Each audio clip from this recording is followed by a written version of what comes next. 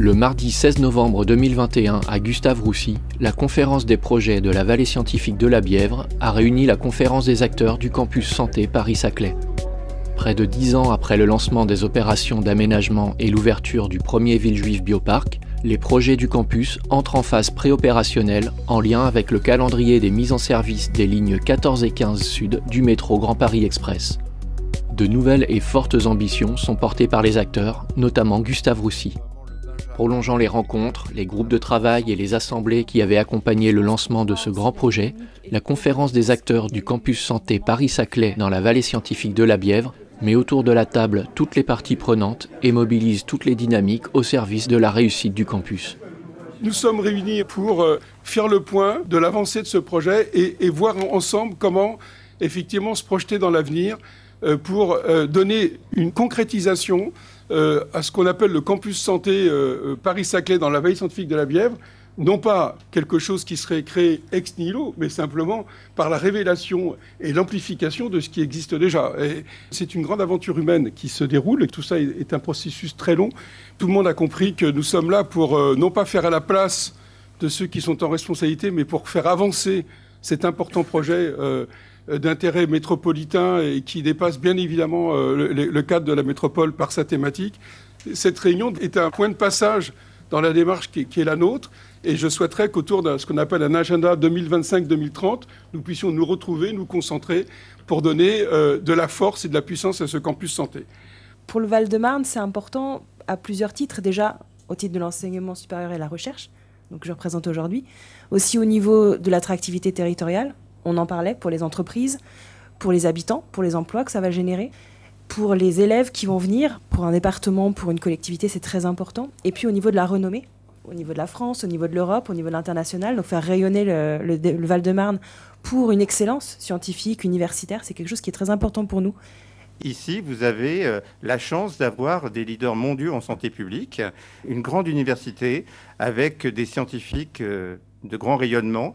Tout le travail qui a été effectué, replacé, je dirais, dans l'environnement de la faculté de médecine et de l'université Paris-Saclay, montre le développement considérable du pôle santé sur le triangle Bicêtre-Villejuif, autour d'hôpitaux avec des objectifs différents mais complémentaires, sur le cancer à Gustave-Roussy, sur d'autres aspects à Paul-Brousse et Bicêtre, avec actuellement des projets d'envergure nationale et internationale sur ce triangle.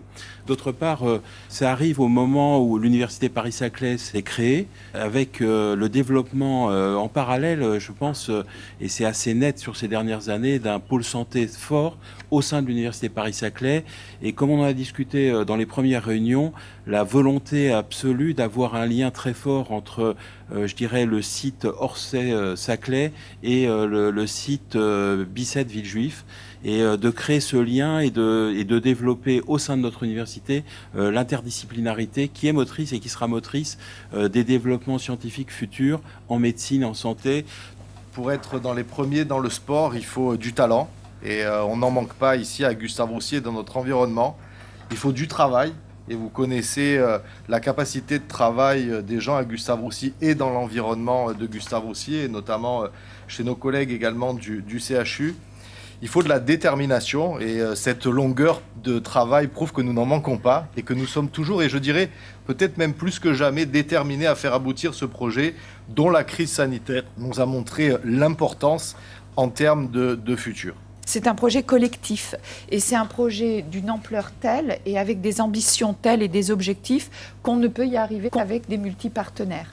Les gens ont changé, les structures ont évolué, des décisions sont venues peser sur nos orientations respectives, que ce soit dans le monde hospitalier, dans le monde de l'enseignement, dans le monde de la recherche, dans le monde des acteurs économiques. Et ce que nous voudrions, c'est garder ce fil directeur qui a été le nôtre depuis le début, en préservant l'animus. J'aimerais vous amener à réfléchir sur l'enjeu de la réussite de ce cluster. Nombre de publications en oncologie, Paris, dans les 5 premiers. C'est remarquable. Donc merci, mesdames, messieurs les académiques, etc. Deuxième colonne, patente, donc publication, 14e. Déjà, ça s'appelle quand même un décrochage. Et troisième colonne, c'est ce que disait Fabrice, c'est-à-dire l'argent qui est mis dans les startups, donc les futurs produits. Et là, on passe derrière les 30, c'est-à-dire qu'on n'est plus dans les radars. Concrètement, ça veut dire quoi? Ça veut dire qu'en fait, les nouveaux médicaments, il y a plein d'autres choses importantes en oncologie, ne se font pas ici. Je pense que c'est ça qu'il faut retenir. Et donc, notre enjeu collectif, c'est d'arriver à faire ça. C'est-à-dire que dans 10 ans, et je l'espère plus tôt que ça, on soit capable de dire on a inventé des nouveaux médicaments et parce qu'il faut des académiques, un centre hospitalier qui est une puissance de feu absolument remarquable, et merci à Gustave Roussy, un environnement qui permet tout ça, une colocalisation pour pouvoir capitaliser, booster cette recherche translationnelle qui permet d'inventer des nouvelles solutions. On a un enjeu en face de nous qui est absolument colossal. Quand on n'invente pas les choses ici, ça se fait autre part. Ça a des conséquences sociétales, ça a des conséquences industrielles, ça a des conséquences en termes de coûts, par exemple des produits, etc., etc., etc. Donc en fait, on a une opportunité fantastique. On a les éléments du puzzle, les briques, pour qu'on réussisse. Et donc il faut qu'on réussisse. Depuis plus d'1 an, nous travaillons à imaginer ce que pourrait être un biocluster français. Nous avons une idée de ce que sont les bioclusters américains. Mais qu'est-ce qu'un biocluster français? Donc nous avons fait des propositions sur ce qu'était un biocluster, ou ce qui devrait être, ce qu'il n'était pas. Et Christian Deleuze l'a rappelé, ce n'est pas un incubateur. Ça n'a rien à voir. C'est un endroit où on met des projets. Ce n'est pas un endroit où on implante des entreprises. On y met des projets qui maturent, qui donnent des entreprises qui vont se développer. On a du mal à faire passer nos découvertes vers le patient. Les startups performantes et les big pharma performantes sont quasiment toujours co-localisées avec des grandes universités, des grands centres de recherche. Donc il faut qu'il y ait un effet cluster, quasiment par opposition à l'effet qu'on appelle réseau. La recherche en cancérologie aujourd'hui, on a besoin d'un hôpital, on a besoin de technologie, on a besoin de recherche en biologie expérimentale incarnée notamment par l'INSERM en France. On a besoin d'analyse de data, et on a de la chance puisque Paris-Saclay est la première université au monde en mathématiques, et on a besoin évidemment de valorisation. Donc tout ça pour dire qu'aujourd'hui, si on veut avancer en recherche sur le cancer, on est obligé d'avoir la multidisciplinarité. Et en fait, c'est une opportunité pour nous parce qu'il s'avère qu'on est dans un environnement où ces 5 piliers sont présents. Maintenant, il reste à les orchestrer et à les mettre ensemble. En 2022, l'intention, c'est de démarrer à Paul-Brousse avec des premiers locaux où on aurait à la fois des bureaux et une première plateforme, donc démarrer des projets scientifiques. Dans 2-3 ans, projet d'agrandissement dans les 5-6 000 m². Et en 2027, on devrait pouvoir inaugurer 40 000 m² dédiés à la fois à accueillir des associations de malades, des chercheurs, des laboratoires partagés, enfin des labcoms, et donc pouvoir accueillir une centaine de projets qui pourraient se développer. Je vois aujourd'hui, en écoutant les entreprises implantées, qu'est-ce qu'ils attendent de plus pour un territoire comme ça. Et j'entendais M. André en parler de plateforme. Ce qu'ils attendent réellement, c'est la mutualisation de services. Et si on veut accueillir, si on veut faire de ce territoire un territoire d'excellence, c'est véritablement d'offrir ce genre de services à nos entreprises. Ce campus, c'est une réalité, c'est aussi des développements, des projets en cours, des projets lancés, une nouvelle plateforme de recherche fondamentale et transactionnelle sur la faculté de Bicêtre qui sera livrée l'année prochaine. On espère la rénovation et restructuration des bâtiments anciens. D'autres projets à Paul-Brousse, une chaire innovation bloc opératoire augmenté, l'Institut français de biofabrication qui montre aussi qu'on est sur des recherches à fort potentiel d'application et pour la santé et pour l'industrie. Et puis évidemment, le biocluster en oncologie autour de Gustave Roussy. L'ensemble de la recherche qui est conduite sur le campus est un peu à l'étroit dans ces locaux. Et un grand projet, là encore, bâtimentaire de Gustave Roussy, c'est de construire un nouveau centre de recherche de 30 000 m² sur notre campus. Une recherche qui va retourner le plus rapidement possible aux malades au travers de médicaments, au travers de devices. L'atout, c'est que la ville est là. La difficulté, c'est la dimension universitaire moins visible, moins palpable. Mais en même temps, c'est une opportunité et des chantiers. On a vu avec la crise sanitaire à quel point des aides-soignants pouvaient être des personnels essentiels à la tenue et à la qualité. Et c'est à ça que servent aussi des collectivités, au fond, à permettre que le développement de ces projets d'ambition servent aussi aux équilibres des territoires et servent votre projet, par exemple, par des offres de logement, de transport, de services qui sont indispensables en accompagnement.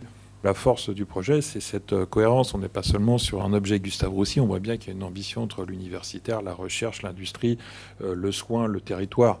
Et c'est cette force de cohérence qui me fait dire une bonne idée, un bon projet n'est pas seulement bon parce qu'en soi le sujet traité l'est bien, mais parce que c'est partagé et compris de l'ensemble des interlocuteurs qui ont à apporter de l'eau au moulin. Et il n'y a pas là-dedans de hiérarchie dans les interlocuteurs. Il faut des collectivités locales qui comprennent le sujet, qui comprennent où, là je dis vous voulez aller pour que nous puissions y aller avec vous et inversement, nous puissions vous expliquer où nous en sommes de nos problématiques de ville, parce que nous n'implantons pas de l'activité dans un no man's land, puisqu'on va en sortir, mais dans un écosystème, je l'évoquais au tout début, et donc dans une capacité à faire de la ville avec vous. Et donc une ville qui est tournée vers le monde et un monde qui va atterrir dans une ville. C'est comme ça. Et donc c'est pas un problème, c'est une force sur laquelle il faut travailler et apprendre à construire ensemble. Donc je pense qu'on a ici la bonne échelle et les bons interlocuteurs pour travailler ensemble. L'objectif de ce biocluster, et il n'y en aura qu'un en France, c'est un objectif national, européen et international. Comme aujourd'hui, vous voyez Boston aux États-Unis, est-ce que vous pouvez me citer un deuxième cluster de cancérologie aux États-Unis? Il n'y en a pas un deuxième, il n'y en a qu'un, et il n'y en aura qu'un en France. C'est l'enjeu pour nous de le construire. Ce cluster sera au service par ces plateformes, par les savoir-faire qui seront autour, sera au service de l'ensemble du territoire. Et c'est cette richesse, cette intrication qui va faire que cet endroit géographique aura une valeur ajoutée, une visibilité internationale totalement indiscutable. On est en train de traverser une crise sanitaire sans précédent. Est-ce que c'est fini? Est-ce que ça l'est pas? Je n'en sais rien. Ce qui est sûr, c'est que, alors qu'on attendait la France dans le domaine sanitaire, on n'a pas eu la France. On l'a gérée au mieux comme on a pu. Il faut retrouver ce rang que l'on nous donnait. Et lorsque le président de la République dit que l'on va tirer les conséquences de tout ceci et que l'on mettra en place des dispositifs financiers adaptés à la situation, je dis très bien, mais ce ne sont pas simplement des mots, il faut des actes. Et vous êtes l'un des actes possibles. Aujourd'hui, on est vraiment tous alignés, on est en ordre de marche, on a vraiment une vision, je pense, commune, cohérente, avec des partenaires, des acteurs identifiés, et je dirais presque qu'il n'y a plus qu'à faire, mais il n'empêche qu'aligner tout le monde et avoir ces forces de frappe et cette volonté commune, plus peut-être des moyens qui arriveront, c'était déjà un préalable nécessaire. Ce que nous vous proposions, c'est donner une échéance autour de ce que nous appelons l'agenda 2025-2030 du campus santé de Paris-Saclay dans la VSB, parce qu'il nous semble important qu'on puisse à chaque fois cranter les différents résultats. C'est à partir du moment où tout le monde veut vraiment se mettre dans la même direction que nous pouvons avancer. Nous sommes dans un moment particulier. Des choses ont été faites. Le projet de transport est en cours, peut-être pas de finalisation, mais on voit les tunneliers rentrer, mais parfois sortir aussi. Donc ce projet a pris corps, il existe. Il est à courte échéance finalement.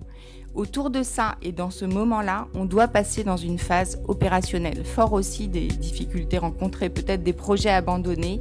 Et je crois que nous avons un rôle à jouer pour se projeter dans les 5 ans qui viennent.